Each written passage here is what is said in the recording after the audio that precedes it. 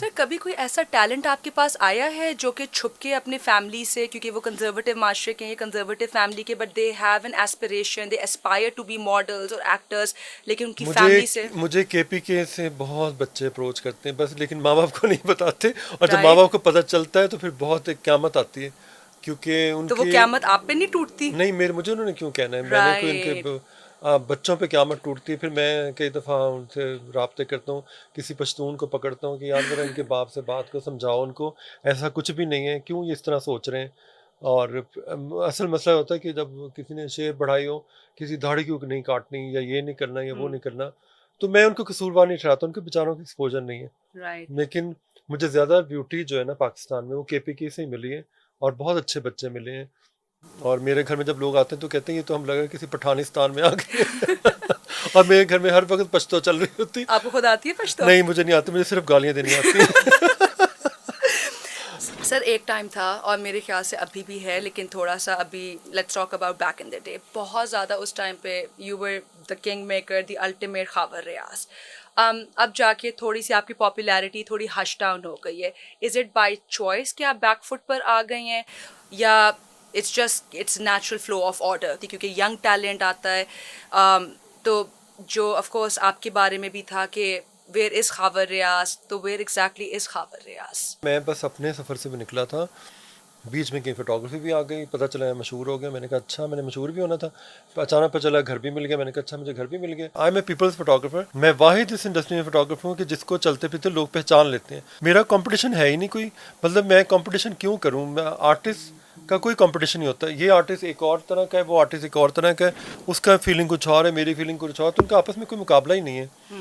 तो पॉपुलर है या नहीं है, मैंने बताया ना एक सर्टन लेवल तक था, लेकिन फिर मैंने सोचा कि मैं तो फोटोग्राफर हूँ ही नहीं।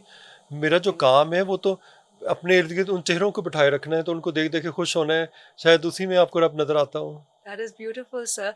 लेकिन सर आजकल के अगर हम जो फैशन डिज़ाइनर्स या ये स्टाइलिस्ट और ये देखते हैं, मतलब कि जस्ट टू स्टे रेलेवेंट इतने ऑब्नॉक्शियस डिज़ाइंस प्रोड्यूस कर रहे हैं, उनकी जो क्राफ्ट और आर्ट है वो भी डाई डाउन करती है, लेकिन रेलेवेंट रहने के लिए बस they are just there in the market. बड़ी बात है जिसको एक दफ़ा पावर की, फेम की, खासतौर पे वो पावर और फेम जो आपने मांगी भी ना हो, बट आपके पास खुद आपको फॉलो करके आ गई, उसका जब चस्का लग जाता है और वो तो उस चीज़ का चस्का हटना और वो वाली लाइमलाइट दोबारा से फेस ना करना बड़ा एक इंसान को क्राइसिस देता है, जिसकी वजह से आधे ये से भी ज़्यादा तो हो लोग सकता है, डिप्रेशन में मर नहीं जाते नहीं हैं। नहीं, ये भी तो हो सकता है कि अगला ही वहाँ से हट गया हो खुद।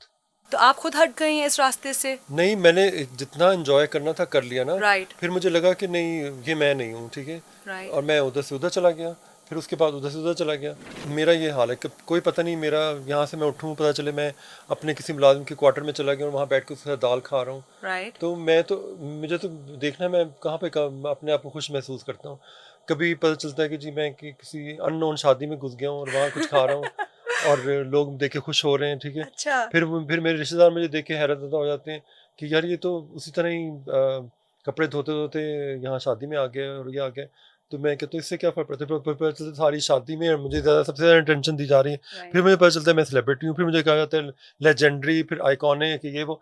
मगर मैंने इन चीज़ों के लिए स्ट्रगल नहीं की थी। मैंने स्ट्रगल की थी अपने आप को एक्सप्लोर करने की, मैं हूँ कौन आखिर, मतलब मैंने कहाँ जाकर टक्कर मारनी है और मैं हूँ कौन, क्या है मेरा मकसद। राइट, मैं तो अभी भी उस तलाश में हूँ, और मैं उस तलाश, वो जो पूरा एक सफ़र है मंजिल तक जाने का, उसके इर्द-गिर्द इतनी अच्छी चीज़ें हैं, मैंने इतना कुछ अच्छा एक्सपीरियंस किया है, और मैं हर लम्हे को एन्जॉय किया है, और इवन मैं ये गुफ्तगू एन्जॉय कर रहा हूँ। तो मुझे तो अपने आपको हर वक़्त एक एंटरटेनमेंट में रखना है।